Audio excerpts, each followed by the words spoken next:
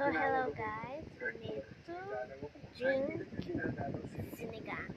So kailangan pabuuin. So buo ko muna, okay? Punuin ko muna. So ito na guys, ito na. Inumin muna natin.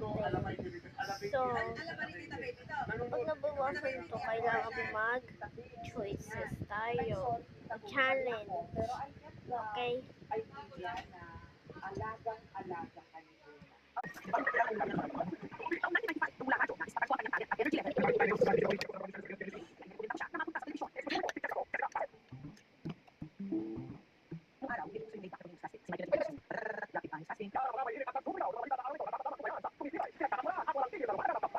Si Mike yung talagang epitome ng Mr. News. Gusto ko sila balita. Ang nakatandaan siya, natatakbo yung mga niya, natatakbo yung celebrating news sa kanyang hapon. Natuwa siya sa salita. Kasi he was so excited about the prospect na mayroong balikan break. Ganun nga mahal yung ng breaking news. Nung hindi pa siya newscaster, bago pa lang siya. Naglalagay sa news. Naging hindi siya as a newscaster siya. Wala na siya sa GMA dahil parang he embodied so many things that a journalist should be. He was always objective. He was always fierce.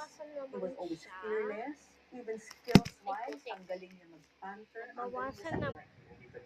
Diba, nabawasan naman siya. Okay, so mag-challenge tayo. Okay? Okay? So challenge today.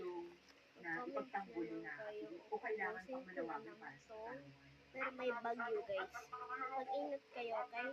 May bagyo. yung public persona niya, kasi nga yung show na yan. Ay, mali pala. Magta-trading. Yung mga ganito na Magta-trading pala.